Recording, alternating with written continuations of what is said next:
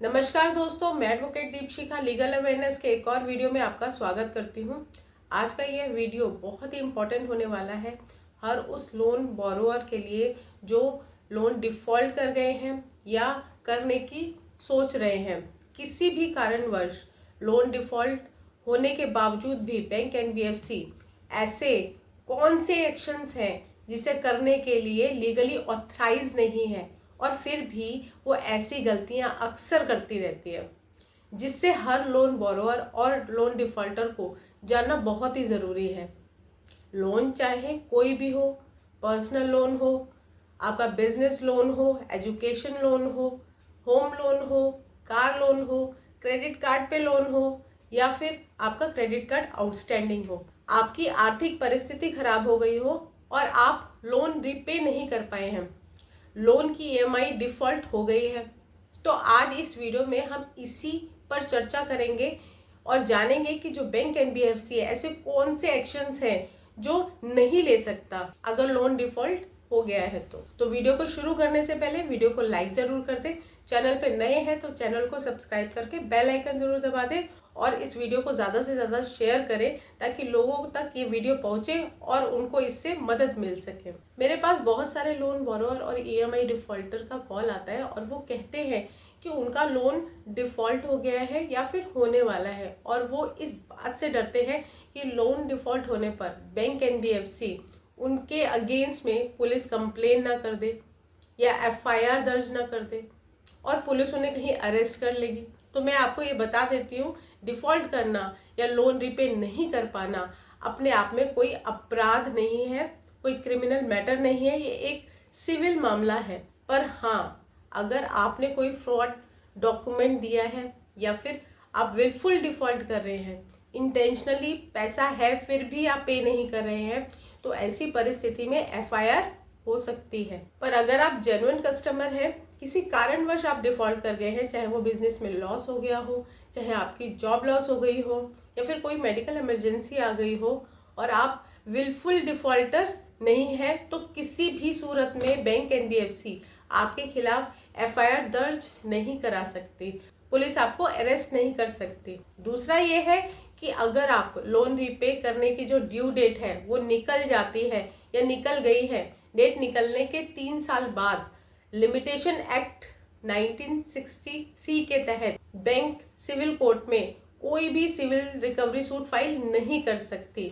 ये किसी भी पैसे के लेन देन के मामले में भी अप्लाई होता है।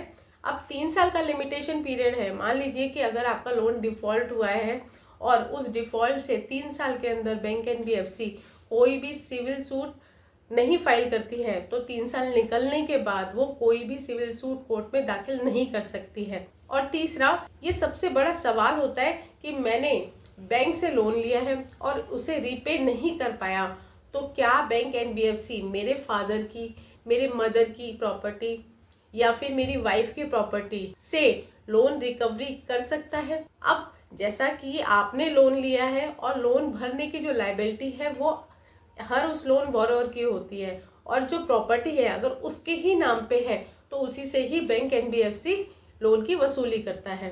बट अगर आपने लोन डिफ़ॉल्ट कर दिया है और उसके बाद में अगर आप उस प्रॉपर्टी को किसी को ट्रांसफ़र करते हैं या फिर किसी को गिफ्ट डीड करते हैं, तो ऐसी कंडीशन में जो कोर्ट है वो इस पर संज्ञान लेकर जो भी ट्रांसफ़र हुआ है प्रॉपर्टी का उसको नल एंड वॉइड करार कर सकती है और ऐसे में उससे रिकवरी कर सकती है। तो अगर आप भी ऐसा सोचते हैं कि डिफ़ॉल्ट हो गया है तो हम अपनी जो प्रॉपर्टी है वो किसी को सेल कर देते हैं, किसी को ट्रांसफ़र कर देते हैं घर में या फिर किसी को गिफ्ट कर देते हैं, तो अब वो प्रॉपर्टी तो उसके नाम पे हो जाएगी, हमारे नाम पे तो वो प्रॉपर्टी है ही नहीं। तो ऐसी गलती बिल्कुल भी ना करें। और अगर कोई भी बैंक एनबीएफसी आपकी प्रॉपर्टी नहीं है और उस पर कोई एक्शन लेती है तो ऐसा करना भी लीगली ऑथराइज नहीं है बैंक एनबीएफसी के लिए और आपके नाम की ही प्रॉपर्टी से आपके लोन की रिकवरी की जा सकती है। अगर मेरे द्वारा दी गई जानकारी आपको अच्छी लग रही है तो साथ साथ वीडियो को लाइक ज़रूर करते रहें, क्योंकि जब आप लाइक करते हैं तो हमें ज़्यादा से ज़्यादा मोटिवेशन मिलता है और आपके सामने हम और भी जो इम्पोर्टेंट वीडियोज़ हैं आपके सामने लेकर के आते हैं। उसमें कुछ पैसा भी नहीं लगता है, न टाइम लगता है, फटाफट से जाएँ और लाइक कर दें। अब नेक्स्ट एक्शन की बात हम करते हैं तो मेरे पास बहुत सारे लोगों का जो कॉल आता है वो इस पर आता है कि मैम ऐसा कुछ कर दो कि जो रिकवरी एजेंट है वो हमारे घर पे ना तो विजिट करे ना हमें कॉल करे। पर मैं आपको क्लियरली बता देती हूँ कि लोन रिकवरी के लिए कॉल करना या रिकवरी एजेंट की विजिट होना ये लीगली राइट है एक बैंक एनबीएफसी का। बट अगर कोई भी बैंक एनबीएफसी रिकवरी के नाम पे आपके घर पे जो गुंडे भेज करके रिकवरी करती है, ऐसा करना लीगली ऑथराइज नहीं है। वो इलीगल तरीके से जो रिकवरी करवाती है, गाली गलौज होता है, आरबीआई की गाइडलाइंस को एक साइड रख देते हैं। वो तो कहते हैं हम तो आरबीआई की गाइडलाइंस को मानते ही नहीं है।